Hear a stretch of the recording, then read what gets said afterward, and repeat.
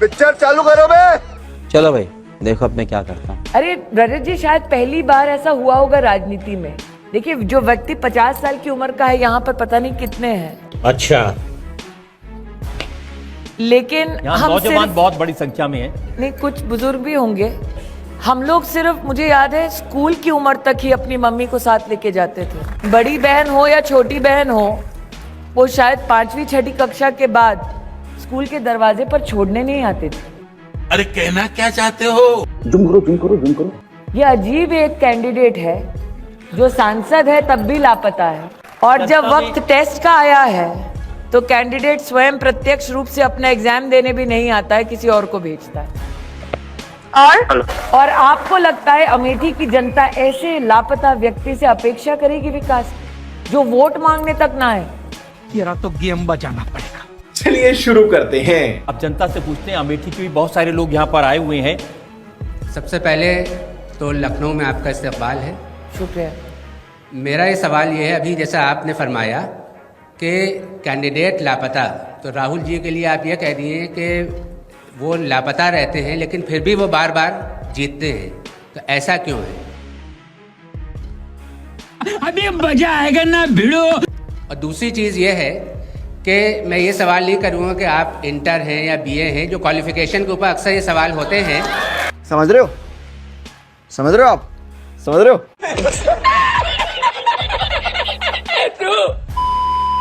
लेकिन क्या यही वजह है कि एचआरडी मिनिस्ट्री से डिमोट होकर आप टेक्सटाइल मिनिस्ट्री में आ गई? लवणेन भोज्यम। पहले तो मैं ये बतलाना चाहूंगी साहब कि टेक्सटाइल मिनिस्ट्री देश की सेकेंड लार्जेस्ट एम्प्लॉइंग मिनिस्ट्री है।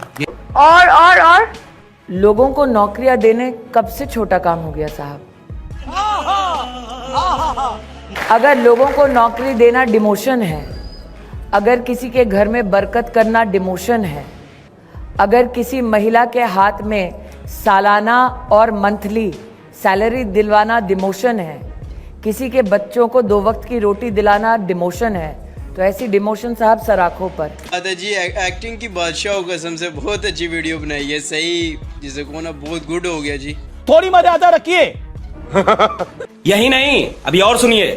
केंद्रीय मंत्री स्मृति ईरानी पर इल्जाम है कि ये वोटों के लिए सेना के नाम का इस्तेमाल कर रही हैं। वाह खराब हो जाएगा, मैं वाह अम्मा बहन पे आ जाऊंगा, मैं इनकी अम्मा बहन पे आ जाऊंगा मैं। स्मृति जी, शिकायत ये है कि आपने अमेठी में जो सर्जिकल स्ट्राइक के पराक्रम पर फिल्म बनी है उरी, वो लोगों को दिखाई जगह जगह जा करके। तो अब इस जनता से ही पूछ लेते हैं। एयर स्ट्राइक सेना ने की थी, सेना के जवानों ने की थी, फिर चुनाव में बीजेपी को क्यों क्रेडिट लेने की जरूरत पड़ गई है? सैनिकों को क्रेडिट क्यों नहीं दिया जा रहा? अरे बाप रे, ये तो धोती खोल रहा है। इससे पहले कारगिल युद्ध वाजपेयी जी के समय पे हुआ था और उस समय इसका प्रचार इतना नहीं किया गया था। सबसे पहली बात ये, बोल क्या पहली बार ऐसा हुआ है कि वायुसेना में या फिर भारतीय थल सेना में या जल सेना में इस बात का साहस आया है कि वो दुश्मन के घर में घुसकर मारे? नहीं। पहली बार ऐसा नेता मिला है जो नेतृत्व करके, अगर वायुसेना ये निर्णय लेती है कि हमें दुश्मन के घर में घुसकर मारना है, तो वो नेता कंधे से कंधा मिलाकर उस सेना के साथ खड़ा रहता है। हर हर मोदी, घर घर मोदी, मोदी मोदी मोदी मोदी। खत्म। कितना दबाओगे गोदी मीडिया? जब भी दबाओगे हर भारतीय खड़ा उठ होगा और फिर से तुम लोगों को वो हस्न होगा जो देखने पे बनेगा। लेकिन इस वक्त गोदी मीडिया देश में नफरत की पूरी तरह फैला रही है, और देश में इस वक्त सबसे ज़्यादा कोई नफरत फैला रहा है तो है गोदी मीडिया। और गोदी मीडिया का हालत तो बद से बदतर हो गया है, और देश में इस मुंह से चलता है गोदी मीडिया, समझ नहीं आता। आप कहीं भी सर उठाकर भारत में मीडिया को लेकर नहीं चल सकते हैं, और मीडिया का हालत क्या है आप सब लोग को पता है। बेमतलब में किसी को गिरफ्तार करना, बेमतलब में किसी को पीटना इस वक्त प्रशासन कर रही है, लेकिन वो गोदी मीडिया का काम नहीं है दिखाना। गोदी मीडिया इस वक्त अपने मोदी चाचा को ऊपर दिखाने में लगी हुई है।